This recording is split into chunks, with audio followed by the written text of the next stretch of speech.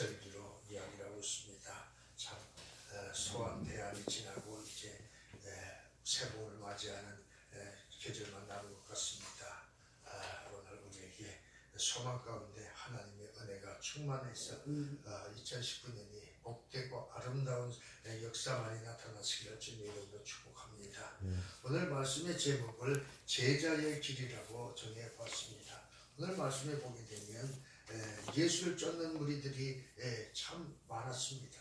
그런데 그 많은 무리들 가운데 제자가 된 사람들은 참 소수에 불과했다는 사실을 생각하면서 제자의 길은 과연 어떤 길이고 주님은 우리에게 무엇을 요구하시는가를 살펴보는 귀한 은혜의 시간이 되시기를 주님의 이름으로 축복합니다. 18절에 보니까 예수께서 우리가 자기를 위협삼을 보시고 저편으로 건너가기를 명하시니라. 참 예수님이 요새의 말로 하게 되면 참 수많은 무리들을 이끌어가는 그러한 유명 인사였다는 것을 볼 수가 있습니다. 요새 말로 하게 되면 아이들 그룹이 뭐 공연을 한다고 하면 구름대처럼 몰려와서 아이들의 공연을 관람하고 환호를 하고 그 기쁨에 충만했던 것을 보게 되죠. 그래서 그 중에는 그 아이들처럼 되고자 하는 그러한 꿈을 가지고 연애 기획서를 찾고 노력하고 공부하는 모습들을 보게 됩니다. 오늘 또 이 말씀을 통해서 우리가 볼 수 있는 것이 바로 그런 것이죠. 주님이 오셔서 그 진리의 복음을 전하니까 많은 역사가 나타난 것입니다. 안진뱅이가 일어나고 벙어리가 말을 하고 눈먼 자가 눈을 떠서 보게 되고 귀신이 떠나가고 질병이 고침받고 모든 능력이 나타나는 그 모습을 보면서 참 대단하다 그러면서 구름대처럼 몰려와서 주님의 말씀을 들었습니다. 그런데 그때에도 요새처럼 그 복음을 듣고서 참 아이들 그룹처럼 또 소망을 가지고 그 연애 기획사를 찾는 자들이 있는가 하면 그들에게 참 그 인기를 누리는 그 연예인들을 찾아다녀서 대문을 두드리고 또 무슨 각종 선물로 그들에게 섬기듯이 오늘 예수님을 따르던 무리들 중에는 그 모습을 보면서 제자가 되기를 원했습니다. 그런데 주님께서는 그 제자가 되기를 원하는 자들에게 이렇게 말씀합니다. 한 서기관이 나와 예수께 말씀하시되 선생님이 어디로 가시든지 저는 쫓으리이다. 예수님을 쫓아서 주님과 함께하기를 원했습니다. 그런데 주님은 이야기를 합니다. 예수께서 이르시되 아무도 여우도 굴이 있고 공중에 새도 거처가 있으되 오직 인자는 머리 둘 것이 없다 하시더라. 예수님이 그 서기관의 이야기를 들으면서 말씀을 합니다. 여보시오, 서기관아, 너는 내가 어떤 사람인 줄 아느냐? 어떠한 삶을 사는지 아느냐? 그러면서 말씀합니다. 이 참 여우도 굴이 있다고 했습니다. 여우도 굴이 있다는 것은 그러한 안식처가 있다는 것을 이야기를 하겠지요. 안전하게 거할 수 있는 거처가 있다는 것을 이야기를 하고 있습니다. 소위 말하면 가정이 있다는 것을 이야기하고 있습니다. 이 여우는 어떠한 짐승입니까? 사람들에게 별로 사랑을 받거나 존중을 받거나 아니면 귀하게 쓰임받는 그런 존재가 아닙니다. 여우는 아주 악하고 나쁜 짐승으로 묘사되는 것을 보게 됩니다. 그러한 여우에게도 그 안정적으로 살아갈 수 있는 굴이 있다는 것입니다. 또 공중의 새도 거처가 있을 때 공중의 새 무슨 새 특별히 여기서 말하는 새는 어떤 새이겠습니까? 사람들에게 관심조차 별로 없는 그러한 보잘것없는 새들을 가지고 이야기를 합니다. 요새 말로 하면 농사 짓는 농부들에게 큰 해악을 끼치는 참새라든가 아니면 그 익은 곡식을 훑어가는 그러한 철새들을 가지고 이야기할 수도 있었을 것입니다. 사람들의 관심을 받지도 못하고 사랑도 받지 못합니다. 그러한 보잘것없는 새들도 뭐라고 이야기를 합니까? 공중의 새도 거처가 있다는 것을 이야기를 하고 있습니다. 그런데 인자는 머리 둘 것이 없다 하시더라. 나는 어디 가더라도 내 집이 마련되어 있지 않아. 그래서 내가 열심히 복음을 전하고 열심히 천국의 진리를 전파하고 돌아가면 이 세상에는 내가 쉴 만한 그러한 집이 없단다, 이렇게 이야기하는 것입니다. 그런데도 네가 나를 따르겠다고 하느냐? 내가 가는 것은 험산출령이고 그 들과 사냐고 참 바다고 그 폭풍이는 그러한 배 아니었단다, 이렇게 말씀을 하고 있는 것이죠. 그러면서 말합니다. 제자 중에 또 하나가 가로되 주여 나로 먼저 가서 내 부친을 장사하게 허락하옵소서. 그 애써서 너는 나를 따르라 내 제자가 되라 했던 제자가 이렇게 이야기하는 것입니다. 세상에 미련이 많아서 내가 집에 참 단돌이 하고 일할 것을 일하고 그리고 내가 따르겠습니다 합니다. 그때 주님이 뭐라고 이야기합니까? 이렇게 이야기합니다. 예수께서 가라사대 죽은 자들로 저희 죽은 자를 장사하게 하고 너는 나를 쫓으라 하시니라. 쫓으라 하는 자는 세상에 미련이 있어서 잠깐 내가 세상 일을 보고 오겠습니다 하고 내가 따르겠습니다 하는 사람들에게는 얘야 이 길은 험한 길이란다. 이 길은 사람이 참 보통 인내심과 보통 용기가 없으면 갈 수 없는 길이라고 말씀을 하고 있습니다. 오늘 우리는 이 주님께서 왜 이렇게 말씀하셨는가를 생각해 보면서 주님이 우리를 위해서 준비하신 길을 순종하며 나가는 성도들이 되시기를 주님의 이름으로 축복합니다. 이 제자의 길이라고 하는 것은 우리가 쉽게 말하면 주님을 믿는 일반적인 제자들이 있습니다. 일반 성도들도 다 제자라고 할 수가 있습니다. 그런데 오늘 여기서 말씀하시는 제자는 특별히 사명을 가지고 소명을 받아서 복음을 전하는 자들을 가르치는 것이 아닐까 하는 생각을 해봅니다. 소명감이 있어야만 할 수 있는 그런 것이라고 하는데 그것은 바로 하나님께서 부르심을 입은 자들이 할 수 있는 것이라고 하는 것을 우리가 알 수가 있습니다. 오늘 우리는 참 이 말씀을 통해서 하나님의 부름을 받은 자들은 순종하고 나가야 됩니다. 그런데 순종하고 나간다고 다짐하지만 때로는 넘어지고 자빠지는 것이 인생입니다. 12 제자들이 있었습니다. 그 가운데 많은 제자들이 주님이 십자가에 달려 돌아가시던 그 밤에 예수님을 부인하고 떠나갔던 사실을 이야기합니다. 그 중에는 가룟유다라고 하는 제자는 예수님을 그 대제 사람들에게 은 30에 팔아서 예수님을 그 로마 병정들에게 넘겨주는 그 악한 죄를 저지르고 스스로 그 죄책감에 시달리다가 결국 자살하고 마는 그러한 불행을 겪는 것을 보게 됩니다. 제자라고 해서 다 인정받고 사랑받고 그리고 그 복음을 전하는 일꾼이 되었는가 하면 그렇지 않다고 말씀을 하고 있는 것이죠. 올바른 제자가 되기 위해서는 오직 하나님의 부름을 받고 주님의 인도함을 받아야 된다는 것을 말씀하고 있는 것입니다. 그래서 제자는 특별히 겸하여 섬기지 못한다고 이야기합니다. 이 서기관과 같은 사람들은 많은 바리새인들 중에서 참 택함 받은 사람들입니다. 그래서 소위 말하면 직장이 참 튼튼하고 보장받는 직업입니다. 그런데 예수를 따르겠다고 하니 주님께서 이야기를 합니다. 네가 좋은 직장을 통해서 참 안정적인 생활을 하다가 그 참 산과 들과 그 험산 준령을 넘나들면서 때로는 시기와 질투를 당해서 모욕을 당하고 그래서 먹을 것이 없어서 굶주리고 허덕이는 그런 삶을 살아야 되는데 네가 나를 따를 수가 있겠느냐? 아니면 네가 애시당초에 그냥 참 교회나 잘 다니면서 봉사하고 그렇게 헌신하여라 하는 것이죠. 그런데 오늘 이야기를 합니다. 그래서 겸하여 네가 과거의 그 융숭한 직업을 함께 겸하여 나를 따를 수가 없다고 말씀을 하는 것이죠. 오늘 말합니다. 바리새인의 서기관들이 예수께서 죄인과 세리들과 함께 잡수시는 것을 보고 그 제자들에게 이르되 어찌하여 세리와 죄인들과 함께 먹는가 이렇게 비난했던 사람들이 바로 서기관들이었습니다. 오늘 이 서기관도 바로 그런 사람의 하나였다는 것을 이야기하고 있습니다.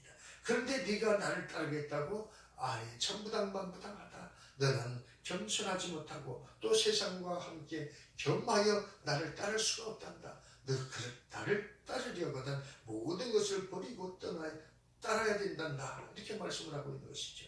오늘 주님을 따르는 자들, 제자들이 된다고 하면 모름지기 참 겸하여 섬길 수가 없고 세상의 그 모든 영예와 권력과 그런 모든 쾌락을 떠나서 온전히 하나님을 사랑하는 가운데 그 십자가를 감당할 수 있는 자라야만 그 길을 갈 수가 있다고 주님은 말씀을 하고 있는 것을 보게 됩니다.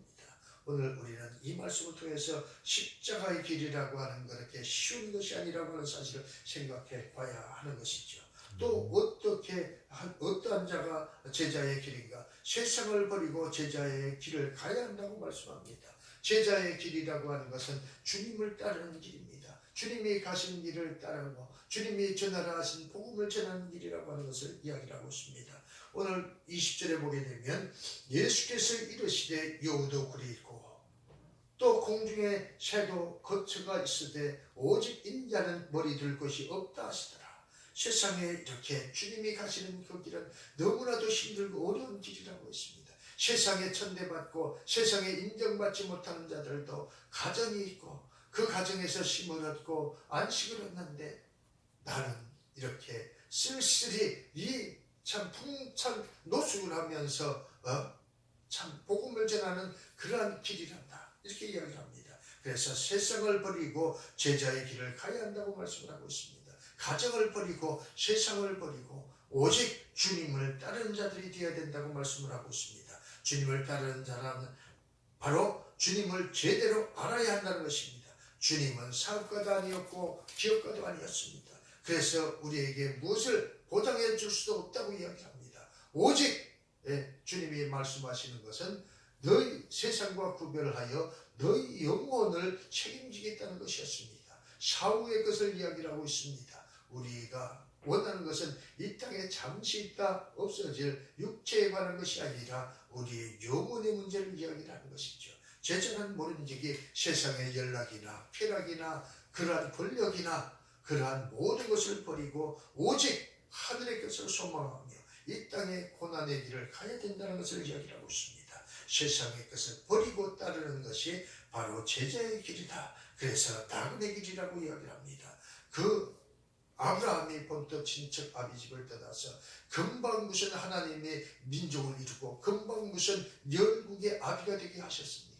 그 길은 고난의 길이었고 그 길은 참으로 인생으로서는 상상도 할 수 없는 힘들고 어려운 길이었다는 것을 이야기를 하고 있습니다. 그 후에 그가 열국의 아비가 되고 그 모든 민족의 조상이 되었듯이 오늘 우리 주님께서 이 땅에 오셔서 하신 일들은 여우도 굴이 있지만 굴이 없는 안식할 수 없는 그러한 풍산 노숙의 길을 걸었다는 사실을 생각하면서 오늘 제자들이 가져야 할 사실은 바로 인기가 있다고 해서 그 모습이 아름답다고 해서 그 말이 진리 같아서가 아니라 진정으로 주님을 사랑하고 주님 가신 그 길을 내가 알고 따르는 자가 되어야 된다는 것을 이야기하고 있습니다.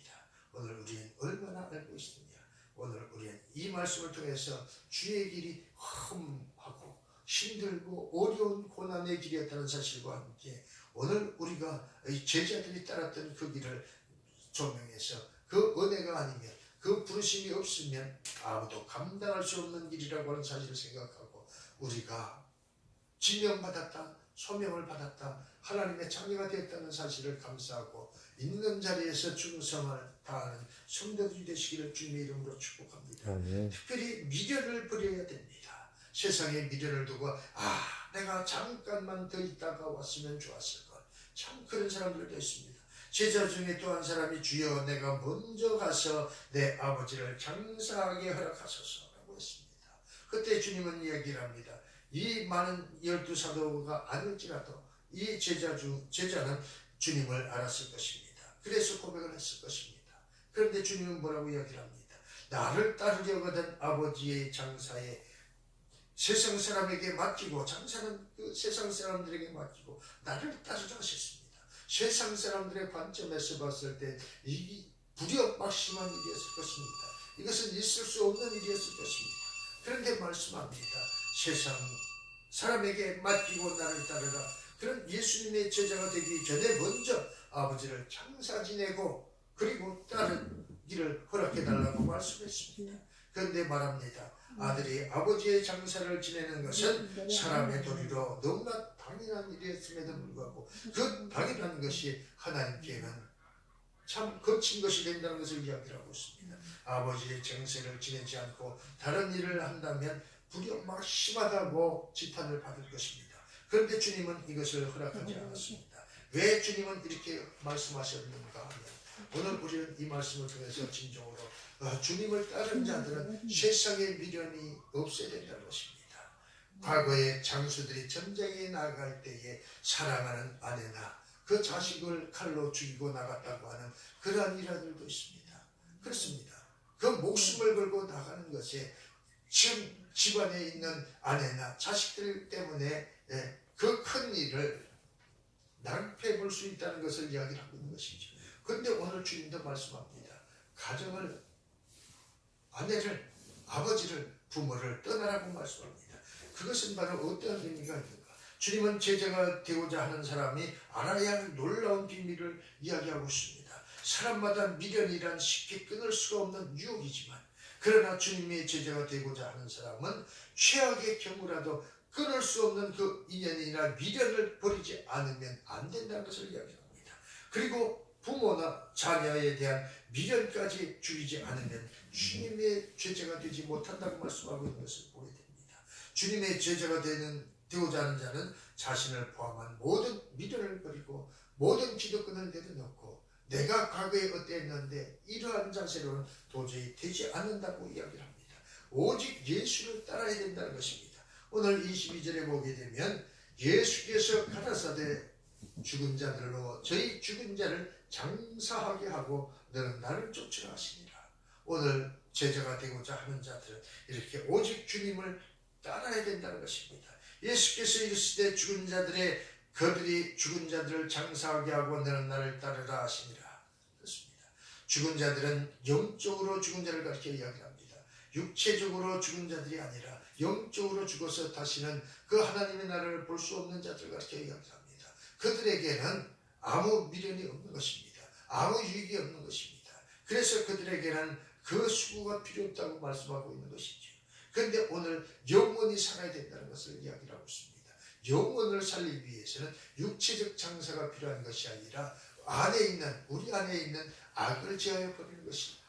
사단 마귀들을 치고 우리가 성령의 사람이 되는 것을 이야기를 하고 있습니다. 그것을 가르쳐 이야기를 하고 있습니다. 오늘 친척들에게 맡기고 너는 나를 따르라는 말입니다. 예수님의 말씀을 잘못 이해하면 기독교는 비윤리적이고 참 부모를 공경하지 않는 그러한 참 불효막심한 종교라고 할 수가 있을 것입니다.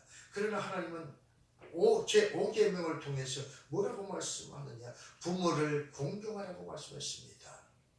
그렇습니다. 부모를 공경하는 것이 참 모름지기 하나님을 믿는 믿음의 자녀들이 마땅히 행할 길입니다. 그런데 오늘 왜 이렇게 주님은 부모의 장사를 뒤로하고 나를 따르라고 했느냐? 그것은 바로 미련을 버리고 오직 하늘의 소망을 두고 나아가야 된다는 것을 가르쳐 이야기를 하고 있는 것입니다. 다만 예수님이 여기서 말씀하시고자 하는 것은 바로 영에 속한 사람이 가장 우선적으로 추구해야 할 것은 바로 영적 자세다. 그렇습니다. 어떠한 일이 있든지 흔들리지 않고 주님을 따르겠다고 하는 그러한 충성된 마음이라고 하는 것입니다. 오직 주님만을 따르는 제자, 그러한 제자가 참 제자라고 말씀을 하고 있습니다. 주님의 십자가 달리실 때에 우리도 같이 죽을 각오가 되어 있지 않으면 안 된다고 하는 것입니다. 그 죽을 각오가 되지 않으니 그 제자들이 그 다굴기 전에 베드로는 3번씩 부인하고 떠났고 많은 제자들이 주님이 달리시던 그 밤에 잡히시던 그 밤에 뿔뿔이 다 흩어지고 저희 길로 갔던 것을 기억을 합니다. 주님은 이것을 미리 알고 계셨던 것입니다. 너희들이 나를 따르려거든 세상의 그 생명까지도 아끼지 않고 내게 바칠 수 있는 그러한 용기와 결단이 필요하다는 것을 이야기합니다. 그 자세가 되어 있지 않으면 제자라 할 수 없는 것입니다. 오늘 우리는 이 말씀을 통해서 진정한 제사는 영적으로 세상에 연연하지 아니하고 오직 하늘의 소망을 두고 달려가는 자라야만 진정한 제자가 될 수가 있다는 것을 이야기합니다. 오직 주님만을 따르는 제자가 되겠다는 예수 중심의 생각을 가진 자, 그러한 행동으로 충성하는 자가 참 제자인 것입니다. 요새 보게 되면 참 젊은이들이 그 중고등학교 다닐 때에 그 사랑이 예수님을 따르는 제자가 되겠다고 신학교를 선택을 하고 그렇게 열심히 공부하는 사람들도 있습니다. 그런데 그 중에 많은 사람들이 중간에 포기하는 사람들이 있다는 것입니다. 잘 아는 우리 연예인 중에서도 신학을 선택해서 신학교에 들어가서 목사가 되기로 소원했던 사람들이 있었습니다. 근데 그들도 많은 사람들이 중간에 포기하고 세상길로 나아가서 연예인이 되거나 각종 사업에 매진하는 사람도 있습니다. 그런데 죽으라 하고 나는 제 목사가 되기 않는다고 그렇게 다짐하고 도망다니던 사람이 끝끝내 주님의 부름을 받아서 목사가 돼서 그 모든 명예를 버리고 영예를 버리고 부를 버리고 주의 길을 가는 그런 제자들도 있는 것을 보게 됩니다. 오늘 이렇게 제자가 된다는 것은 힘들고 어려운 일이지만 그러나 하나님이 부르시면 그 어떤 환경 속에서도 주님을 따르게 되는 것입니다. 오늘 우리는 이 말씀을 떼서 제자의 삶이라고 하는 것은 최우선순위를 예수 그리스도에게 두지 않으면 안 된다는 것입니다. 참된 제자의 길은 바로 하나님께 맡기고 제자의 길을 가야 한다는 것입니다. 그래서 바울은 뭐라고 이야기를 하느냐, 나의 간절한 기대와 소망을 따라 아무 일에든지 부끄러워하지 아니하고 내가 사는 것이 그리스도니 내게 사는 것이 그리스도니 내 안에 그리스도가 계시다는 것입니다. 그래서 내가 사나 죽으나 오늘 주님과 함께하는 것이 내가 유익함이라고 말을 합니다. 그렇게 고백을 하는 것입니다. 오늘 우리가 이 말씀을 통해서 참된 제자는 참으로 예수를 따라야 한다는 것입니다. 예수의 말씀에 순종해야 된다는 것입니다.